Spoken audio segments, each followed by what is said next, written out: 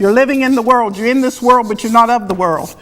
And the ruler of this world, according to religion, is the devil, but not the devil as you understand it. The devil inside of yourself. The need to want to impress or be impressed, to have, to show, to be something that somebody else is not. I don't know how that's possible. You're a two-legged human being. Okay, so we've talked about the ideas. If we add that S to it, like I said, whether I was going to do it or not, that S, that's that 20. And I talked about that on another show. I talked about the 20 being the resurrection, if you will. That part of yourself where the three, the father and the mother and the child. And that what happens in our lives, sometimes we're expecting the Father to act in ourselves. I'm not talking about the ones on the outside. We expect the Father part of ourselves to take over a situation when a child is supposed to be acting. Okay, we expect to see, so we prevent ourselves from seeing. We expect to see, so we prevent ourselves from seeing. We're damning ourselves. We ain't got to go to hell. We're already living it. Okay, we're damning ourselves. All right. So we've got a rose and a contract that I'm going to be picking up, it looks like. Okay. A rose and contract. All right, let's see what that rose is. We got an 18. We got an 18. This is the moon. All right. This is a PSYCHOLOGICAL. The psychological journey you have with your mother. Dead or alive. That is the number 18, that is the number 18, that is the number 18, that is the number 18. Remember that for other shows. Okay. We got a 15 there. There's that devil again. He shows up everywhere. There's that 19. And then with 5. You know that sun. There's that one. So we got a 20. I just told y'all that. The heart of the rose is the father, the mother, and the child. The heart of the rose is the father and the mother and child, wherever I wrote it. But anyway, father, mother, and child is the heart of this beautiful rose. This beautiful rose. It existed before it became here to earth. It has the 3 sections, the 3 elements, the 3 parts. It is the father, mother, and child. If you cannot look at this rose and see the father, mother, and child existing in this gorgeous, gorgeous object, then it is because you are projecting your thoughts that this is a rose that grows on a tree, and that's simply what it is, a bush.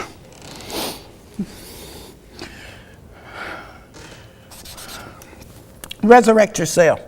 Okay, so we've got 37. You know I've told you about that magical number 37 before. You know I've told you that a million times. 37 is the magical number. 37 is the magical number. So not only is this rose filled with the divine energy of the Father, Mother, and Son, it is also completely enveloped with the life force of expressing to us what we are and how we have no idea what we are or what we can become. When you add that up, that's a 57, making a 12, making a 3. And what is 3? What is 3, children? Good gracious, Missy. I'm writing a bunch on this paper. Creativity. Creativity. But a rose is made up by the numbers 5 and 7. 5, 7, which is a 12. Okay? The 5 is experience. The 7 is God's number, if you will. I'll just go ahead and do that for the sake of thing. So if we approach life with the idea that everything happens for a divine reason, and every single solitary thing that we touch, we embody, we embrace, we eat, we drink, it is all God. Every single solitary bit of it. It cannot be anything else. It's impossible. So the rose is the perfect manifestation of God in this particular expression. So if you want to call this something, call this God. Because you've got an idea, some of you, of a being sitting up there waiting for you, judging you and condemning you, when all in the world, it's beauty. It's scent. What's the purpose of this rose? What's the purpose? Why are you contriving ideas about God? Experience the rose. Where are we at now, Mitzi?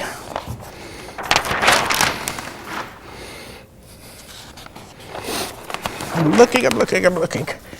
Wow.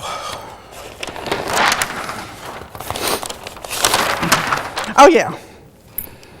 So, in order to fully embrace this life, to fully embrace whatever God is, life's God or God's life, if you will, you've got to get rid of the ideas of what good and bad is.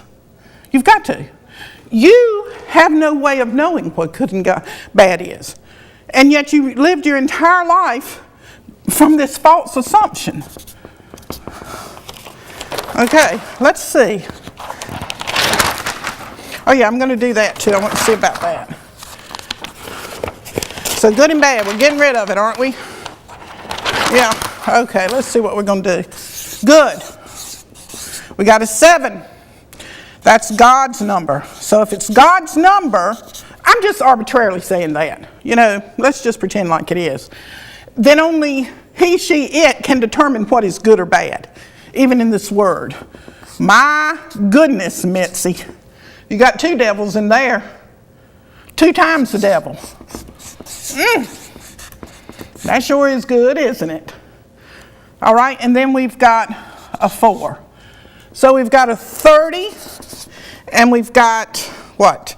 An 11. Is that not right? So we got a 41. How are we going to know what's good? Oh, so you got to come along with me in this math if you're going to stay with me. Experience is the only teacher. That's the only way. But you can't comment upon it. Even if you experience something that you feel is good, it's going to pass. You can't hold it and carry it to the next moment and compare it or compete with it. All right. So that's what, and the other word, bad. So we got a 2, 1, and 4. I love it. 1 and 6. 7. Bad is 7. Bad is 7. Bad is 7. 7 is God. How can the 2 go together? Because you don't have a concept of what good or bad is. That's the whole point. You don't have an inkling of an idea of what these 3 letters entail. I don't have an idea. You don't have an idea. But boy, have we built mountains upon mountains upon mountains, waged wars, killed people, and built empires trying to defend and demonstrate what your idea of that is. Okay. Now, where are we at, Mitzi? for time. Let me see. I think I'm going to do some cards. Let's see. Or, I'll go ahead and do this though. Let's see how we'll tie it in there.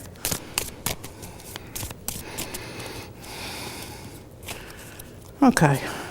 I'm going to separate them. 1, 2, 3, 4, 5, 6, 7, 8, 9, 10. What number did you hear the most, Mitzi? Lost my page. I mean my little marker. What number did you hear? You heard 8? And I heard 4. I think I started the show saying something about the 8, didn't I? I'm sure I did. Sure it did. Yeah, had an 8 there, but yeah, there it is. It's 35. It's the 8. So we're coming back around to that 35, Mitzi. I heard 4. 4, of course, is Saturn. Let's see what we're going to get. We're going to put these back together. And we're going to separate them in 3 piles. Just because I like to do that. And we're going to separate them and see what culminated out of this hour. Well, it just so happens that I pulled the Chariot. The Chariot in the tarot cards has the number 7. So this entire hour has been about how that you can get closer to God. Hey, wonder what God is. Or those letters anyway. Get out of here. I think we started the show with that 8. What is half of 8? 4. What is 2 times 4? 8. Everything has something to do with it. Everything. It would be impossible for me to try to stand up here and say something that was not relevant to this subject, this hour, because I'm not doing it. I'm just an instrument. That's what I mean. You know, if we could see this rose with the eyes of God and not with the eyes of a human, with the eyes of a human, a person would say, you know, this green and lavender, they don't go together. Or I don't like those swirls. Or somebody else might say, that lavender and green is so beautiful together, and those swirls are wonderful. Now, one of them would be saying it's good, one of them would be saying it's bad. Neither one of them. They're all experiences if you would leave it at that and not try to make your experience better or worse than someone else's. You know, I think, didn't we start with this show talking about if you had the choice, somewhere in the show, and I asked you if you could, from the rest of your life, if you could get exactly and precisely what you think you deserve, would you take the deal? Right now. Would you take the deal? What do you think you deserve? What are you entitled to? What have you lost? What have you been denied? What have you been cheated out of?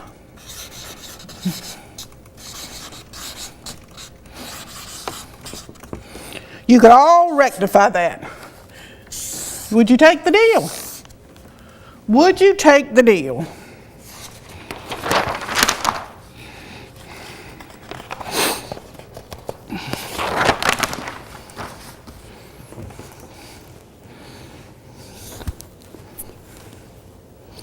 Let's see in here, Mitzi. I'm going to get one of these. These are, the other show, I didn't even realize what they were. And these are these papers that have little teeny mini sessions on them. They're up on my website, where you go up there and choose one of these paintings, and then with it, but after you select a painting, you'll get this little reading or words, whatever you want to call it. Oh, me goodness. Oh, I like this one. You are the life of the party. You've always been. I'm the life of the party. I'm the life of the party. Woo-hoo. I'm the life of the party. I'm the life of the party. I'm the life of the party. I'm the life of the party. I'm the life of the party. I'm the life of the party. I'm the life of the party. Okay. You've always been, but lately you've grown disgruntled, unsettled, and disinterested. What a shame for those around you. Where's my other little paper? I think it goes with that. I just love this so much I can't stand it. If you have an exterior cause, you are a person most miserable. What a shame for those around you. The tone of your voice has been raised, and not pleasantly either. The plain truth of the matter is, you've become obsessed with money and making it.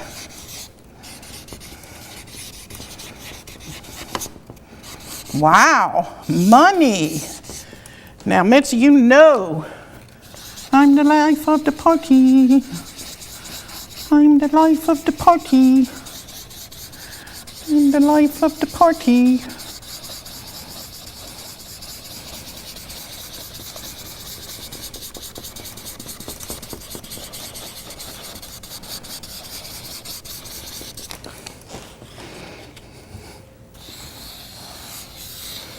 Money.